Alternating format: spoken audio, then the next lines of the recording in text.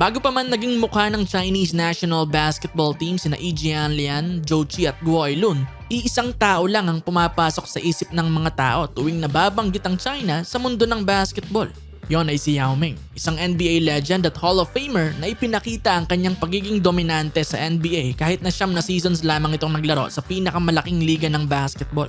Pero sa kabila ng pagiging all-time great sa NBA, hindi pa rin nagpasindak ang ating national team nang nakalaban nila sila Yao Ming at buong koponan ng China nang magkaharap ang dalawa sa 2002 Asian Games. Isa ang torneo na ito sa mga most memorable tournaments sa history ng ating national team. Binuo kasi ang team noon na Olsen Racela, Jeffrey Carriazo, Dondon Hontiveros, Rudy Hatfield, Mick Penisi, Eric Menk, Dennis Espino, Asi Taulava, Andy Siegel, Noy Castillo, Danny Ildefonso at Kenneth Duremdes. Kaya naman hindi nakapagtatakang 2-0 kagad ang naging standings nila sa preliminary round. Na-sweep ng Pilipinas ang Group C kung saan tinalo nila ang North Korea at UAE.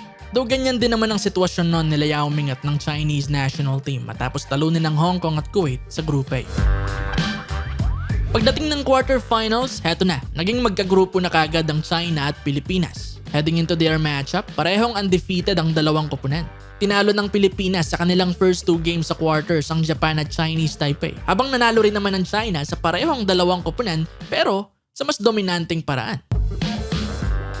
Nilamangan ng 5 puntos ng Pilipinas ang Japan pero ang China by 45 points. Habang kontra Chinese Taipei ay 14 naman ang lamang ng mga Pinoy habang 63 big points sa mga Chinese. Kaya bago pa man maglaban, masasabing lemado talaga ang koponan ni Yao Ming kontra sa atin base sa mga numero. Malaki ang nakataya sa matchup noon ng Pilipinas at China. Kung sino man ang manalo ay makakakuha ng number 1 seed sa grupo natin at makakaharap ang number 2 ng kabilang grupo sa semis. Mas madali yon dahil kung sinong matatalo ay kakalabanin naman ang top team sa kabila.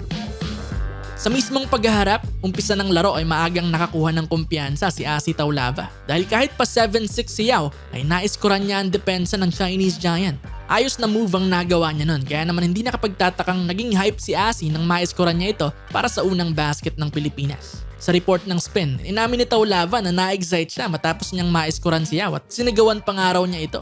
Pero kalaunan ay naging problema na para sa Pilipinas ang height ni Yao.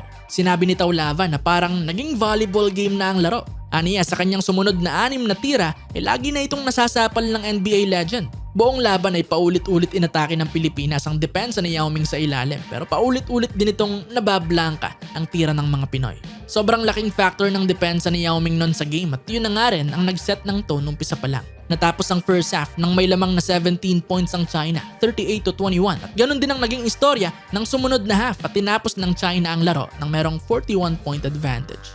Kahit na unang naka-score si Asi Taulava sa laro para sa Pilipinas, sa dulo ay nakapagtala lamang siya ng total na 6 points kontra kila Yao Ming. At hindi siya nag-iisa na nag-struggle. Biruin nyo, walang naka-score ng double digits sa ating koponan. Si Dennis Espino ang ating best scorer noon na merong 7 points, habang tiga-6 din naman na puntos sina Penisi, Siegel at Duremdes. Ganon kalakas ang depensa ng China. As a team, tumira lamang tayo ng 30% sa field at 9% sa tres. Grabing shooting woes yun. Sa kabilang banda, si Yao Ming naman ay gumawa ng 9 points, 5 rebounds para sa China. Tumira ng 2 of 4 sa field at 5 of 6 sa free throws. Hindi bigating numbers, oo, pero yung kanyang presensya talaga sa ilalim ang pinaka nakatulong sa buong koponan kaya't hindi tayo nakasabay sa kanila sa puntusan.